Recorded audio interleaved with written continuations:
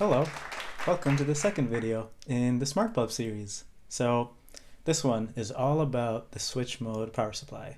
And this is the block diagram we came up with the last time, where we talked about the AC to DC conversion phase.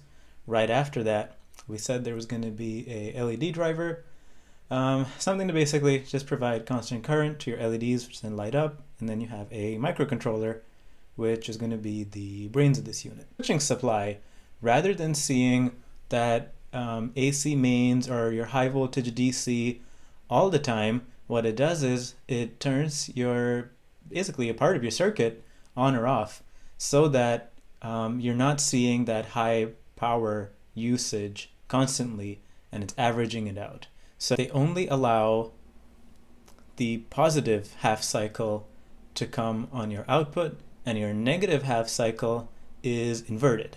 So what you end up seeing is like these bunny hops. To add something really important, which is just a capacitor. What we know about capacitors is that they hate variations in voltage.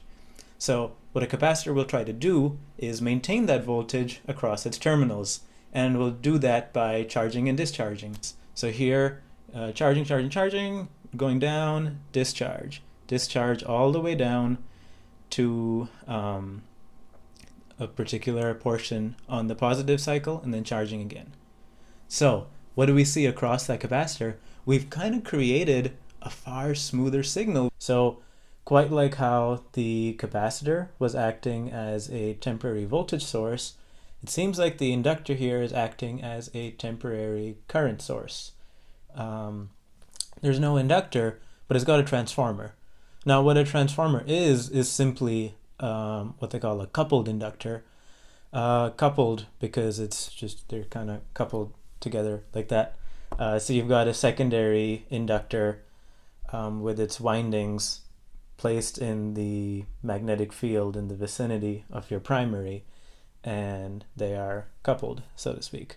So it's still operating exactly like an inductor. Now,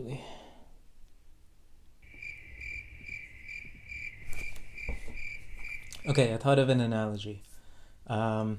It's a little like toilet paper. So everyone uses toilet paper to do stuff in the toilet, to clean your body, to clean your underbody. But the purpose of toilet paper, it's just paper meant to wipe liquids. That's what it is at its core. What you use it for primarily is to wipe your butt. But in this case, we're like, no, we're just going to use it to wipe a liquid. It doesn't have to be from our butt. And I don't know if that's a great analogy, but I hope you get what I'm trying to get at. When we switch our transformer on or off, basically we're saying that the inductor is storing a lot of energy in its magnetic field when the switch is on. Everything in its magnetic field, all its charge, is energy stored there. Once it's turned off, since it is a transformer and it has those two windings that are coupled together, whatever happens on the primary happens on the secondary. So that secondary sees an immediate change in current. It's like, oh, I had all this magnetic energy built up inside of me, and now you've changed it. What do I do now? Well, now it's going to start sending current. That's basically how it works in a nutshell. I hope that you could understand adapter.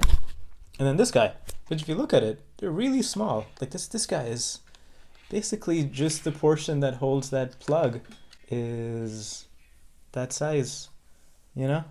So what makes it so small? How is it able to achieve it? Well, there are of course differences in your load. Why a large reason is because of transformer size. Rather than having a certain number of windings to reduce the voltage, and the more windings, the more you are able to reduce the voltage, the more it can store in its magnetic field.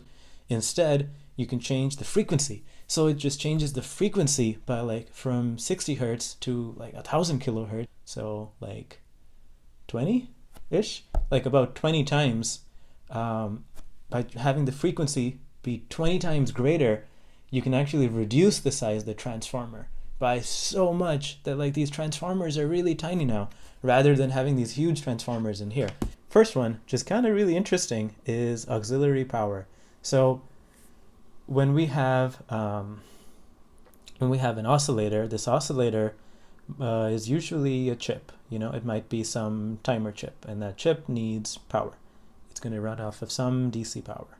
Well, it's kind of the point of our whole power supply, was to provide power. But now you need power to provide power to your power? Yeah. So, but that's the problem we're in. That's the problem we're having right now. So what do we do about it? What they do is they include another winding on the primary side. And that's kind of cool. It's the same principle. It's the same thing as imagining a secondary winding, except, you know, in terms of the circuit, you draw it down and it's on the same side of that isolation. So we're using transformers for all these like different purposes. I think that's it, actually. Yeah, I think I filled it all in.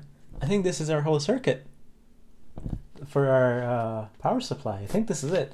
So I think now we understand everything, basically everything important to know. Of course, there's a lot of work that needs to be done in the oscillation phase, something over there to do with the auxiliary power, the oscillation, as well as how my microcontroller is going to fit into there. So the circuit isn't far from done, but we understand how it works. And, you know, it's always complicated to design your own power supply, but this is everything that's going to go into ours.